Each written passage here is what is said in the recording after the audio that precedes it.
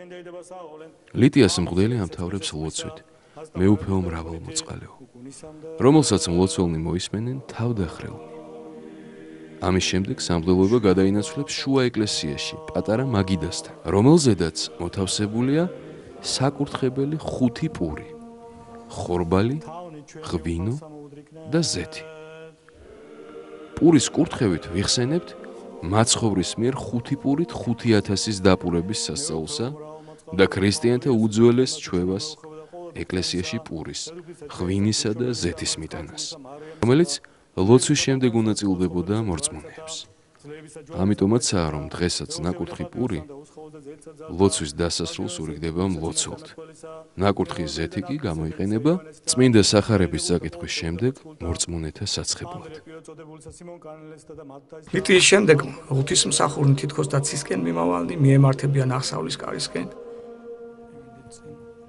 ამის შემდგომ იკითხება დასდებლები სტიქარონსა ზედა, რომელიც იუწყება სადღესასწაულო წმინდა ამბავს. საკვირაო დასდებლების ავტორად ითვლება იოანე დამასკელი.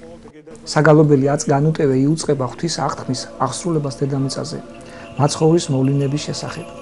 ეს საგალობელი იგალობა სვიმეონ ღვთის მიმრქმელმა, ძველი აღთქმის უკანასკნელმა წინასწარმეტყველმა, რომელიც თავისი სიცოცხლის უკანასკნელ დღეებში ღირსი გახდა ეხილა ისრაელის მაცხოვარი უფალი იესო ქრისტე, მოსრული სოფლად.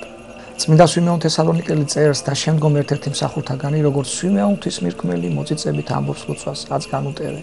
წმინდა სვიმეონი ითხოვდა სული სხეულისაგან განთავისუფლებას, დაინახა რა ღვთის მიერ იხსნა, ჩვენ კი ვითხოვთ სულის ვნებათაგან, მტრის საცდურისაგან განსაკუთრებულ სულიერ და ხორციელ უძულებათაგან განთავისუფლებას.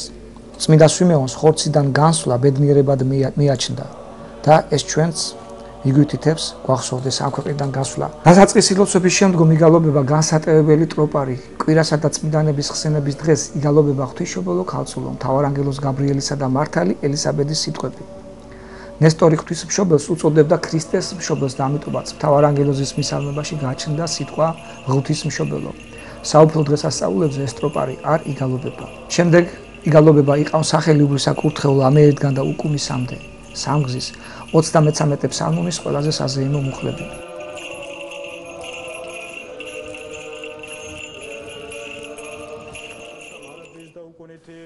პურის კურთხევის დასრულების შემდეგ მღვდელმსახური ისევ აღსავლის ღია კარიდან დაალოცავს მრევლს და ამავე გზით შედის საკურთხეველში.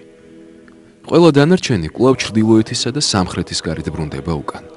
წუხრი მთავრდება მღვდლის მიერ ხალხის კურთხებით. კურთხება უფლისა თქვენზე და მისითა მადლითა და კაცთმოყვარებით. საუფლო დღესასწაულთა გარდა სხვა შემთხვევებში პურის კურთხევისას აღსავლის კარი დახურულია. მღვდელი აღსავლის დახურული კარის წინ დგება და ალოცავს მრევლს და სამხრეთის კარით ბრუნდება საკურთხეველში. აქ მწუხრს მოებმის ცისკარი.